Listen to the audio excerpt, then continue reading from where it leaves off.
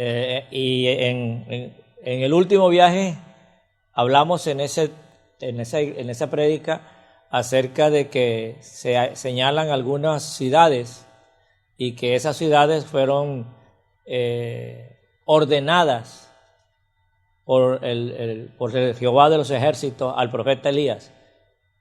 Y tuvimos como ejemplo eso para decir que Jehová de los ejércitos es nuestra guía. Y cuando nosotros le hacemos caso a la guía que Él nos da, nos va bien. Y mencionamos algunos ejemplos de los que no le hicieron caso al Señor, que Dios les marcó la ruta, vayan por aquí, y ellos dijeron, no, por ahí no, y cogieron otra ruta y no les fue bien. Bueno, si están interesados, ahí está también el mensaje, se llama El Señor es nuestra guía. Yo se los invito. Pero quedé muy inspirado y quiero seguir continuando con este capítulo. ¿Ya lo tienen? Segunda de Reyes, capítulo 2, en el último viaje del profeta Elías, que dice así de la siguiente manera: aconteció que cuando quiso Jehová alzar a Elías en un torbellino al cielo, Elías vino con Eliseo a Gilgal. Y dijo Elías a Eliseo: quédate ahora aquí, porque Jehová me ha enviado a Betel. Y Eliseo dijo: vive Jehová y vive tu alma, que no te dejaré. Descendieron pues a Betel. Y saliendo Eliseo, los hijos de los profetas estaban en Betel, le dijeron: ¿sabes que Jehová te quitará hoy a tu señor de sobre ti? Y él le dijo: sí, yo sé. Callad. Verso 4. Y Elías le volvió a decir a Eliseo: quédate aquí ahora, porque Jehová me ha enviado a Jericó. Y él le dijo: vive Jehová y vive tu alma, que no te dejaré. Vinieron pues a Jericó. Y se acercaron a Elías, a Eliseo, los hijos de los profetas que estaban en Jericó, y le dijeron: ¿sabes que Jehová te quitará hoy a tu señor de sobre ti? Y él respondió: sí, yo lo sé, callad. Y Elías le dijo: te ruego que te quedes aquí, porque Jehová me ha enviado al Jordán. Y él le dijo: vive Jehová y vive tu alma, que no te dejaré. Fueron pues ambos. Hasta ahí la lectura de la palabra de Dios. Espero que el Señor añada bendición a su santa palabra, y todos ustedes, por favor, pueden sentarse. Entonces, esta es una ruta diseñada por Dios a los profetas, a Elías, que estaba a punto de ser arrebatado en un torbellino, y a Eliseo, que iba a ser el profeta sucesor de Elías. Se marcan 4 lugares, aquí se mencionan 4 lugares, y quiero recordarles lo que prediqué el domingo pasado en otra iglesia, de que tomé como ejemplo que esta ruta fue diseñada por Dios. Dios le marcó el camino.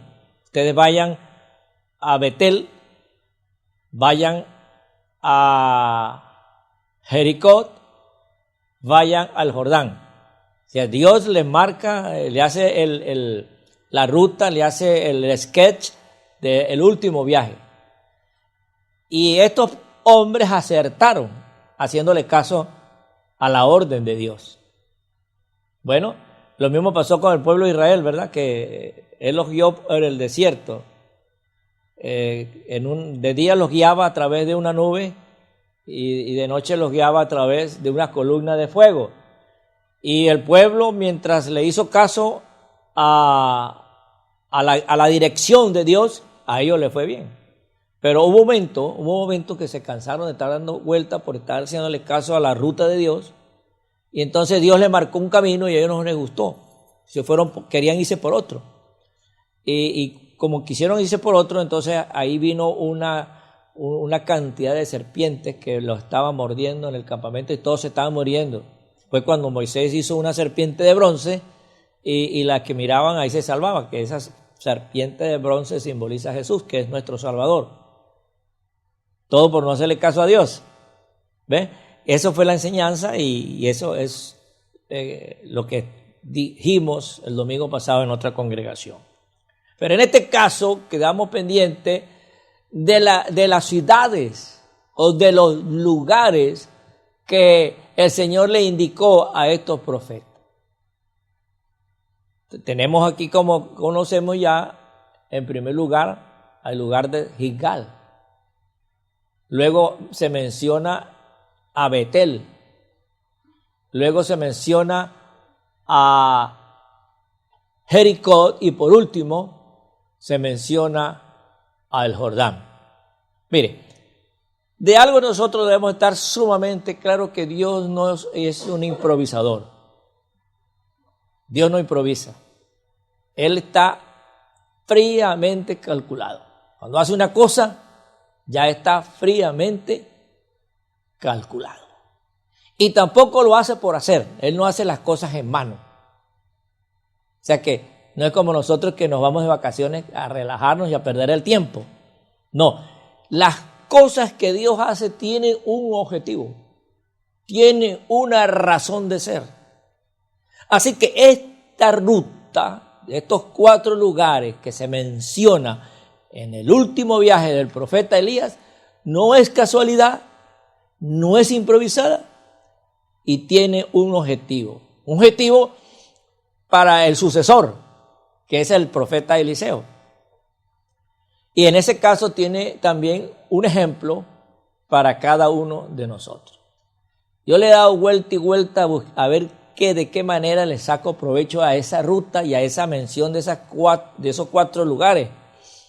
Y lo más fácil que se me vino fue el de hacer un recuento histórico de algunos hechos importantes que sucedieron en esos lugares en tiempos anteriores de las Sagradas Escrituras. Así me podría arrojar cierta luz y poder nosotros sacarle provecho para nuestra vida espiritual. Entonces, una vez eso, yo empecé a estudiar qué suceso importante ocurrió en Gilgal. Bueno, lo que yo descubrí fue que en ese lugar el general Josué recibe orden del Jehová de los ejércitos de circuncidar a todos los varones que estaban dentro del campamento y que formaban parte del ejército y del escuadrón de Jehová.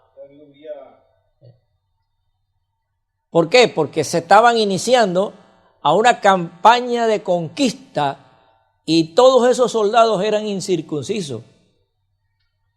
No sé si usted está relacionado acerca con lo que es la circuncisión y la incircuncisión, pero la circuncisión la ordenó Dios a su siervo Abraham para que sirviese como señal del pacto que él hizo con Abraham. Y dio orden de que toda su descendencia se circuncidase como señal de que estaba relacionado con el pacto de Dios con Abraham.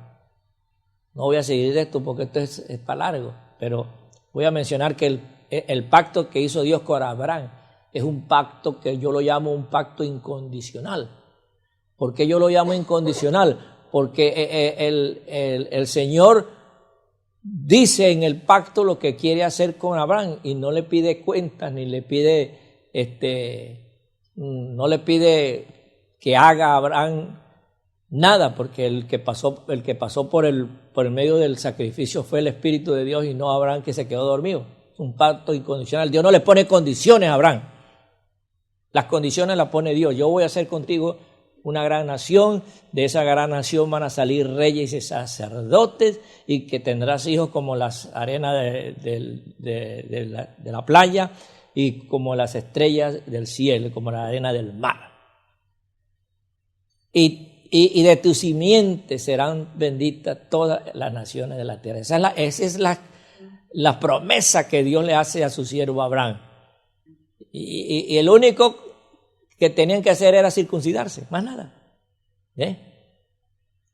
Entonces, Israel De una manera, ustedes saben, viajan a Egipto y en Egipto duran más de 400 años y ahí sufren bastante discriminación por muchos años, por varios siglos, por varias generaciones, pero todos se circuncidaban, conservaban la religión, la fe, la costumbre y la señal del pacto, se circuncidaban. Pero ya que salen del campamento y duran 40 años en el desierto, rebeldes, contumaces, haciéndole caso a su propia mente y no a la orden de Dios, todos ellos mueren. Pero en que todos esos que estaban haciendo el círculo de 40 años en el desierto, todos ellos mueren, nace una nueva generación. Y esa nueva generación no son circuncidados, porque están en el desierto. Ya cuando están ya a la víspera de la conquista de la tierra prometida, es cuando entonces, antes de comenzar la verdadera campaña de conquista, Dios le dice a Josué: circuncida a todo varón que está dentro del campamento. Ese es uno de los grandes hechos que ocurrió en Gilgal. La circuncisión a todos los guerreros que nacieron en el desierto y que no habían circuncidado. Lo que significa que ellos no tenían la señal del pacto de Dios con Abraham. Pero una vez que se circuncidaron, entonces ¿qué pasa? Comenzaron a ser parte de ese pacto de Dios con Abraham. Acuérdense esta palabra. De ahí en adelante comenzaron a ser parte del pacto de Dios con Abraham. El segundo hecho que yo descubrí, importante, que ocurrió en Gilgal, es que en esa ciudad de Gilgal es coronado el primer rey de Israel, llamado Saúl. Ahí lo coronan como el rey de toda Israel. Y hay un caso curioso. En Gilgal él fue coronado. En Gilgal él vivió. En Gilgal cometió su más grande error, del cual recibió como castigo el de que su generación no serían más de Israel. Y en Gilgal Saúl murió, junto con sus 3 hijos. Sí, fue el principio y fue el fin de Saúl. Entonces yo he considerado que Gilgal, que es precisamente donde comienza esta gira con el profeta Eliseo y el profeta Elías, es el comienzo del cristiano, donde el cristiano comienza donde recibe un llamado de Dios, porque acuérdense que la Biblia dice que todos nosotros somos llamados, y en ese llamado se comienza a tener una relación con Dios. Esto no es una religión, esto no es cuestión de que me inicié en la religión cristiana evangélica, como le enseñan a uno la religión católica. Vamos a bautizarlo para que comience a ser católico, a ser de esta religión. Bueno, y así mismo pasa con los musulmanes, pero en el caso de nosotros no es comenzar a ser miembro de una religión. Cuando nosotros comenzamos en Gilgal es porque el Señor nos ha hecho un llamado al arrepentimiento. Y nosotros en ese llamado hemos aceptado su propuesta y nos iniciamos en el camino del Señor. Comenzamos a los primeros pasos de nuestra vida cristiana. Pero recuerde, la ruta, ellos no se quedaron en Gilgal, recibieron orden del Altísimo de ir a Betel.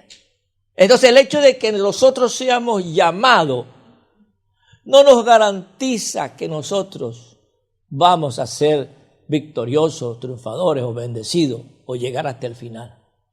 Porque ahí pasó con el caso de Saúl. Fue coronado como rey en Gilgal, ahí se quedó ahí cometió sus más grandes errores y ahí murió. Por eso digo, no nos garantiza nada que hemos sido llamados, porque dice la Biblia, muchos son llamados, pero pocos son los escogidos. El hecho de que Dios te llame a ti a un ministerio, eso no te garantiza que tú vas a ser coronado de llegar hasta el fin. Si tú te quedas y no das el paso de la ruta hacia Betel, ahí te quedas. Y no sé qué puede pasar al cristiano si se queda en Gilgal. El Gilgal es el inicio, el Gilgal es los primeros pasos.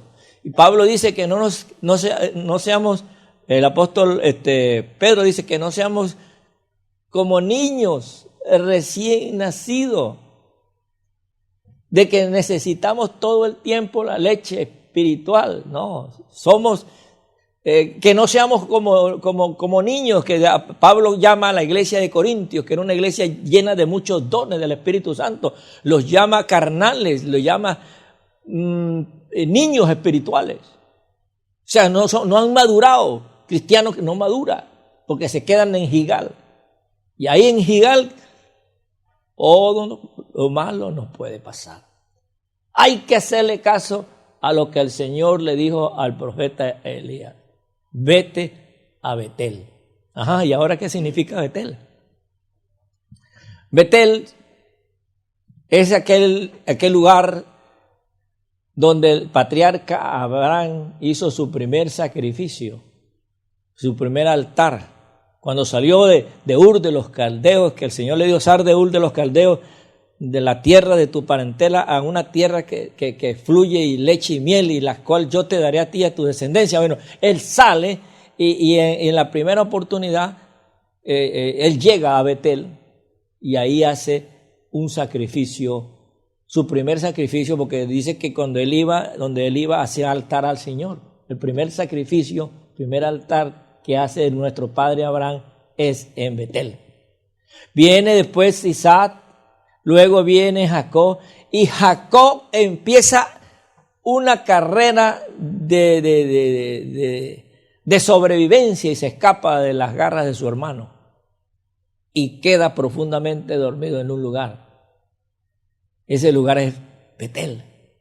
Y en ese lugar entonces él tiene un sueño visionario que viene de parte de Dios, donde él sueña con una escalera que viene de la tierra, del cielo a la tierra, y que ve que ángeles subían y ángeles que bajaban. Cuando él despierta, él entiende que es una visión de Dios, que es la gloria de Dios que él vio, y aprovecha para agarrar una piedra y ungirla con aceite y hacer un pacto con Dios. Porque él quedó convencido que ese lugar era la casa de Dios y la puerta del cielo. Más adelante, ya cuando está el profeta Samuel, era su lugar preferido para ir a hacer sacrificio a Jehová. Aleluya. Betel entonces históricamente para estos grandes personajes bíblicos significaba un lugar de relacionarse íntimamente con Dios, un lugar de adoración, un lugar de buscar la presencia del Señor, un lugar, en pocas palabras, en donde podemos relacionar y hablar de tú a tú con Dios. Y es lo que Betel significa para nosotros. Nosotros somos llamados, pero no podemos quedarnos en el llamado. Tenemos que comenzar hacia un nivel mayor de ir a Betel, que significa tener una íntima relación con Dios. Ahí está la diferencia entre uno y el otro. Ahí está la diferencia entre el que está sentado a tu lado y tú. La diferencia es qué tal es tu relación con Dios. Si es mínima, si es mediana, o si es grande, o si no es nada. Depende de esa relación con Dios, el nivel en que tú llegues, o en que tú estás, o en que tú llegarás. Esa relación con Dios, con el Altísimo en Betel. Tiene que ver con todo esto de leer la Biblia, de oír la palabra de Dios, de venir a la casa del Señor, a los servicios, para adorarle, para acompañarnos junto con los santos, en las vigilias, en los ayunos, en nuestra devoción personal, porque todo creyente tiene que tener una devoción personal, no solamente de orar aquí con los hermanos, no solamente de aquí de leer la Biblia con los hermanos. No, nosotros tenemos que a solas con Dios, hablar con Él. ¿A través de qué? A través de la oración. Y hacer que Dios nos hable. ¿A través de qué? A través de su santa y divina palabra. Esa es una íntima relación con Dios. Cuando esa íntima relación con Dios se hace mayor, entonces nuestro nivel se hace mayor. Porque así dice la Biblia: acercaos a Dios y Él se acercará a vosotros. Y cuando Dios se acerca a nosotros, su gloria en nosotros será cada día mayor. Por eso es que cuando la gente nos ve que, oye, puede ser que estemos mal vestidos porque estamos en el trabajo, porque estamos sudados, porque estamos espelucados. Bueno, yo no. Pero la gente tiene que notar que algo diferente hay en nosotros. No es que porque somos salvadoreños, porque somos colombianos, venezolanos, o porque somos de Honduras, no. Porque la gloria de Dios está en nosotros. La gloria de Dios se refleja en nuestras vidas. Y cuando la gloria de Dios está en un alto nivel, las tinieblas sienten la luz que hay en nosotros. Porque a mayor relación con Dios, mayor acercamiento a Él. Y la luz en nosotros se hace mayor. ¿Ustedes no se recuerdan Moisés? Moisés quería una íntima relación con Dios. Tanto así que dijo: Señor, yo quiero ver tu rostro. El Señor le dijo: si tú me llegases a ver con esos ojos carnales, desapareces de sobre la faz de la tierra. Pero simplemente vas a ver, hablando simbólicamente, vas a ver mi espalda. O sea, es un paso nada más. Bueno, ya se quedó Moisés ayunando 40 días, 40 noches en la montaña, esperando el acercamiento íntimo de Dios. Y que viene Dios y pasa por un lado, por la presencia de Dios, pasa por el frente de Moisés. Y entonces, ¿qué pasa? Que el rostro de Moisés comienza a ser resplandeciente. Resplandece tanto la luz de Dios en el rostro de Moisés que el pueblo no soportaba. Solamente eso. Moisés era como la luna, que reflejaba la luz. La luna refleja, la luna no tiene luz. Es un satélite de la Tierra que no tiene luz propia, pero es como un espejo. Agarra la luz del sol y la refleja hacia la Tierra. Esa es la luna. Bueno, así era Moisés. Moisés no tenía luz propia, sino que por haberse acercado tanto a la presencia de Dios, entonces la gloria de Dios lo invade y se refleja en su rostro y resplandece tanto que el pueblo dijo: ponte un velo porque no soportamos el reflejo de la gloria de Dios. Nosotros necesitamos hombres y mujeres bajo esta condición, donde se refleje en nuestras vidas la gloria de Dios. Pero para eso tenemos que salir de Gigal y llegar a Betel, que es casa de Dios, puerta de cielo. Eso significa que cada uno de nosotros tenemos que tener una íntima relación con Dios. Y mientras más la tengamos, mucho mejor. Y mientras menos la tengamos, mucho peor. Así que nosotros personalmente tenemos que salir convencidos de que aquí hay que hacer crecer nuestra íntima, estoy hablando de íntima relación con Dios. Busque la Biblia, hacen su trabajo, óigala. Si le permiten tener audífonos en el autobús, en su viaje, donde quiera, mientras más contacto tenga usted con la palabra de Dios, más contacto tiene usted con Dios y más se acerca a Dios y Dios más se acerca a usted. Eso es lo que significa Betel. Pero ahí no quedó todo. Viene Dios, él le habla al profeta Elías y dice, estando él en Betel, le dice, vete a Jericó. Y eso está bueno.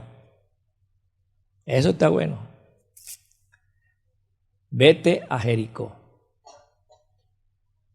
¿Qué es Jericó? Jericó es una ciudad fortificada. En la época de Josué la llamaban la ciudad indestructible.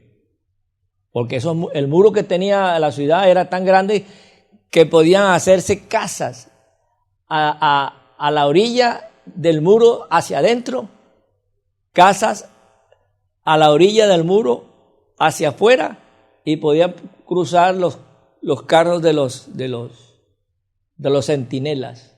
Carros eran esos con caballos, carros de caballo. Entonces llamaban esa ciudad la ciudad indestructible, por ese muro, era impenetrable. Y bueno, ustedes saben qué fue lo que ocurrió con Jericó. El Señor ordenó al general Josué, junto con sus cantores y los hombres del campamento, a dar vueltas, uno un día, otro día, otro día, otro día, y en el 7º día dieron 7 vueltas. Y a la final vuelta sonaron la trompeta, los muros se cayeron y el pueblo entró y destruyó a estos idólatras, impíos, inmundos, paganos. Tanto que el Señor llamó a toda esa ciudad, ¿cómo sería de pecadora esa ciudad? Toda esa ciudad la llamó anatema. Son palabras muy fuertes, pero ahí están. Eso fue lo que yo más recuerdo de esa ciudad, donde Josué proclamó que cualquiera que intentara reconstruir será maldito y maldita su generación. Bueno, ese es Jericó. Y para allá lo mandó el Señor al profeta Elías junto con su siervo Eliseo. ¿Y entonces qué significa para nosotros? Nosotros significa que nosotros estamos en una íntima y profunda relación con Dios en Betel, pero no debemos quedarnos ahí, puro orando, ayunando, consintiéndonos con Dios y no haciendo nada por Dios. No, el Señor nos ordena a la batalla, nos ordena a ir a la pelea. Tenemos que ir a combatir para usar el poder de Dios que de Él hemos recibido. Nosotros no somos civiles, nosotros somos soldados de Cristo. Y el Señor le dijo a los discípulos, id por todo el mundo y predicar el evangelio a toda criatura. Y en el libro de los Hechos dice, y me seréis testigos en Jerusalén, en Judea, en Samaria y hasta lo último de la tierra. Para eso es que el Señor nos ha salvado. Para eso es que el Señor nos ha redimido. Para eso es que nos ha llenado con su gloria. ¿Para qué? Para que nosotros luchemos contra las fuerzas de maldad. Que nosotros luchemos con las fuerzas de tiniebla. Para que nosotros luchemos con la mentira, con la falsedad, contra la idolatría, contra el pecado. Nosotros tenemos que combatir. Por eso es que el apóstol Pablo dice, vestíos de toda la armadura con la que podáis apagar los dardos del enemigo. Por eso es que el Señor nos dice en su palabra, no tenemos lucha contra carne ni sangre, sino contra potestades, contra huestes malignas en las regiones celestes. Entonces nosotros no solamente somos adoradores en Betel, sino nosotros somos guerreros, somos soldados, somos parte de la milicia del ejército de Dios. Pero, ¿cómo fue que se cayeron los muros de Jericó? Se cayeron con el poder de Dios. Entonces, como dice la Escritura, no es con espada, ni con ejército, mas con su Santo Espíritu de Dios. Por eso Pablo dice, nuestras armas no son armas carnales, sino espirituales, poderosas en Dios, para destruir fortaleza, para destruir los muros, para destruir barreras, para destruir obstáculos, para destruir todo lo que el enemigo nos pone en el camino, que no nos quiere dejar avanzar y seguir adelante. ¡Aleluya! Bueno, ya estamos en Jericó y el Señor le dice al profeta en Jericó, vete al Jordán. Y los profetas le hicieron caso, se fueron al Jordán. Este es un lugar muy mencionado en la Biblia, igual que Betel. Betel es la segunda ciudad más mencionada en toda la Biblia. Le gana a Jerusalén. Jerusalén es la ciudad más mencionada, número 1, pero la segunda es Betel. Ellos salieron de Betel a Jericó. Y de Jericó se fueron por orden de Dios. No por voluntad propia, sino por orden de Dios se fueron al Jordán. Y en el Jordán sucedieron antes de esto muchas cosas importantes. Una de las cosas más importantes que sucedió fue el cruce de Josué y todo el campamento. Y consideraron el Jordán como un punto de partida, ellos de identificación, un punto geográfico. Por eso es que usted va a leer más después de ahí que pasan ellos al Jordán, ellos van a leer, usted va a leer en las Sagradas Escrituras esta frase que dice, y esto fue al otro lado del Jordán. Esos eran los límites, era el límite fronterizo, es la palabra que yo andaba buscando. El límite fronterizo en la historia del pueblo de Israel es esa. Esto ocurrió a este lado del Jordán. A este lado del Jordán es a las tierras de Canaán. Al otro lado del Jordán es lo que quedó atrás en el desierto. Entonces el Jordán era un límite. ¿Por qué? Porque ellos pasaron de una forma maravillosa, milagrosa, sobrenatural. El río estaba crecido. El campamento estaba a este lado, al otro lado del Jordán. Así se llama cuando ellos vienen del desierto y van a cruzar hacia las tierras prometidas. Entonces ellos estaban al otro lado del Jordán. No podían pasar. Entonces el Señor le dice, Josué, agarra los sacerdotes que cargan el arca y diles que pasen el Jordán. ¿Qué es eso? Es un acto de fe. Oye, porque el río estaba grande, crecido. Y esta es la orden. Entonces vinieron los sacerdotes que cargaban el arca del pacto, que es el símbolo de la presencia del Señor. Se la ponen en los hombros como era la orden y comienzan a andar. Y dice la Biblia que nada más los pies de los sacerdotes pisaron las aguas del Jordán y las aguas se detuvieron. Unas hacia un lado y otras hacia el otro lado. E hicieron un seco que permitió que los sacerdotes pasaran en seco con el arca de Jehová. Y atrás de ellos pasó todo el resto del campamento. Cuando pasó el último, volvió otra vez a juntarse las aguas. Eso se hace a través de la fe. Sin fe no se hace eso. Sin fe se puede pasar, pero en un barco. Pero imagínense pasar todo un campamento, todo un pueblo de más de 100,000 personas en un barquito. Entonces, naturalmente se puede pasar con barcas. ¿Cómo se llaman eso que tienen? Que son hechas de balsas. ¿Sí? Se puede pasar y ahí se tardaban 40 años más. Pero fíjense cómo pasaron, actuando en lo sobrenatural. Y eso es lo que representa el nivel del Jordán para los profetas. Ya llegaron a otro nivel, llegaron al nivel de usar la fe para obrar en lo sobrenatural. Porque fue eso lo que hizo el profeta Elías. Agarró su manto y golpeó las aguas del Jordán. Y cuando golpea las aguas del Jordán, se abren de par en par las aguas y ellos pasan y cruzan el Jordán. Actúan en lo sobrenatural. Ese es el máximo nivel que tiene el varón de Dios aquí en la tierra. Comienza en Gilgal, al llamado de Dios. Pasa a otro nivel, al nivel de Betel, que es una relación íntima con el Dios.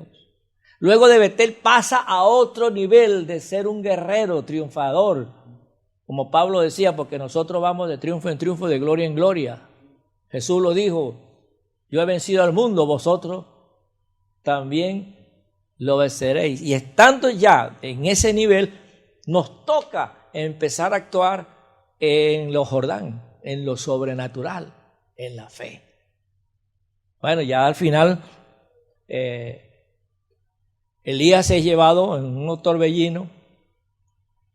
Eliseo agarra el manto del profeta, del viejo, y se enfrenta de regreso a la ruta del Señor y encuentra las aguas de nuevo, y él entonces reclama el milagro de que las aguas vuelvan a abrirse, y las aguas se vuelven a abrir. Ese es el nivel de donde nosotros podemos llegar. Yo creo que no hemos llegado, porque siempre nos gusta, o sea, nosotros tenemos aquí, más que todo en este país, una mentalidad materialista, que nosotros nos hemos olvidado de lo sobrenatural. Si nos enfermamos, vamos al médico. El médico nos manda examen, vamos, hacemos el examen. Después del examen, volvemos al médico. El médico nos manda un tratamiento, compramos el tratamiento, nos aplicamos el tratamiento y nos sanamos. Entonces, actuamos no en lo sobrenatural, sino actuamos en lo natural. Pero eso nos cuesta una millonada. Y así sucesivamente, cuando nosotros actuamos en lo natural, nos cuesta, pero tenemos que llegar a este nivel que llegaron los profetas, al nivel del Jordán, de actuar en lo sobrenatural. Yo tengo un testimonio. Yo fui pastor aquí en una iglesia y llegué un domingo, le pregunté a la hermana, la tesorera me dijo, pastor, mañana hay que pagar la renta. Y le dije yo, ¿y cuánto tenemos? ¿Tenemos completo? No, estamos fallos, dice la. Bueno, vamos a esperar que vengan las ofrendas y los diezmos a ver si la hacemos. Bueno, está bien. Bueno, ese día recogimos las ofrendas. La tesorera agarró toda la cesta, se fue a donde lo contaba. Cuando sale, su mirada me dice que no estaba completa. Fíjese usted lo que pasó. Ya ella me dijo con su mirada, pastor, bajo el nivel. De repente llega una persona al frente de la iglesia, porque era así la puerta al fondo. Llega y pregunta cómo se llama esta iglesia. Entonces le dieron el nombre. Ella viene, escribe algo en papel y se baja del carro. Enfrente de la puerta dejó ella el carro. Se baja de ahí, sale, se viene derechito caminando y me pone un cheque en la mano. Así interrumpe. O sea, yo te estoy saludando y predicando y qué sé yo, algo así en la introducción. Y ella viene y me interrumpe y me entrega un papel, un cheque. Ella me lo entrega, pero no sabía yo que era un cheque. Entonces viene, me entrega el cheque, se me entrega el sobre y se va. Da media vuelta y se va. Nunca más en la vida yo la he visto. No sé ni quién es. Entonces yo como vi que sobre se distinguía que era un cheque, yo miré a la tesorera y le dije, hermana, y se lo pasé. Ella lo agarró, me metió y cuando salió contenta. Y me dijo, ya tenemos para la renta. Hermanos, yo dije, contar que me quede para el almuerzo. Pero no, hermano, exactamente lo que teníamos que el lunes entregar para la renta fue exactamente la cantidad que se necesitaba para completarlo. Ella dio el cheque y sumando el cheque, la cantidad dio exacta, sin $1 menos y sin $1 más. ¿Qué es eso? Eso es lo sobrenatural. Un día estaba yo predicando una campaña y esa era al aire libre, así el terreno era de tierra y unas parlantes y todo. Pero yo tenía un ayudante que se creía más que pastor, se creía apóstol y no llegaba ni siquiera a diácono. ¿No le pasa aquí esto? Bueno, entonces de repente hacia atrás hay un caserío donde sacan una muchacha endemoniada. 4 o 5 hombres no podían con ella y la traen, pero para donde está la plataforma y todo, ¿no? Entonces recuerdo yo que el muchacho, como se creía súper cristiano, súper apóstol, entonces empieza a sacar el demonio de la muchacha, porque no podían, 5 hombres no podían con ella. Y él entonces empezó a patalear y a mencionar todos los santos y todos los apóstoles y pataleando y reprendiendo y pataleando y reprendiendo. Y el demonio lo sacudían a todos, incluyéndolo a él. Porque él pensaba que con gritos o con cachetadas o con golpes iba a sacar al demonio. Nada, golpes recibían ellos del demonio. Cuando ya no pudo más,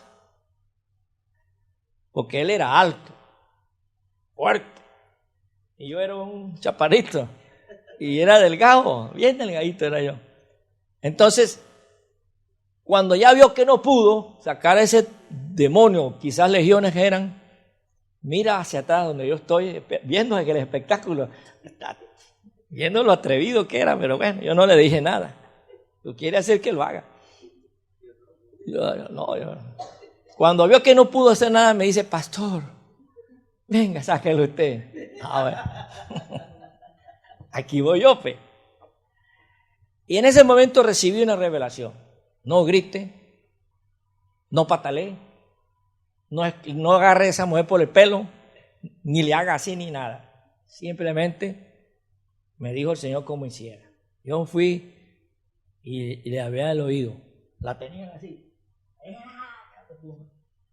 Y yo fui y le dije, a usted sí le voy a echar el chisme, pero porque se lo di nada más al demonio. Le dije, en el nombre de Jesús de Nazaret, el cual me ha enviado a este lugar a predicar las buenas nuevas de salvación, demonio o legiones, le ordeno que salga fuera. Calladito, pasito, se lo dije. Y el demonio salió huyendo y cayó.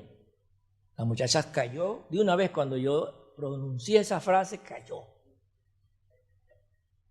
Se sacudió y le dije, llévenla a la casa y denle de comer. ¿Eso es qué? Eso es sobrenatural.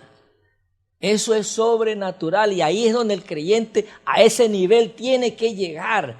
Tiene que llegar a vivir en lo sobrenatural, porque la Biblia dice que el justo por la fe vivirá. Y nosotros tenemos que quitar ese mal concepto que nos han sembrado a nosotros. No, yo no vivo por fe, yo vivo por feria. Y nos ha bajado el nivel de espiritualidad. Nos ha bajado el nivel de lo sobrenatural. No es que nosotros queremos que Dios haga todo, pero sí queremos que en todo que hagamos nos respalde el Señor. Porque llegamos al nivel de lo sobrenatural. Y ahí llegaron los profetas, llegaron al Jordán. Y en el Jordán vieron la gloria de Dios cuando las aguas se abren. Y al lado del Jordán vio Eliseo el torbellino que se llevó a su señor, el profeta Elías. Se lo llevó en un torbellino de una caravana, ¿cómo es? De unos caballos de fuego. Y se lo llevó sin conocer la muerte.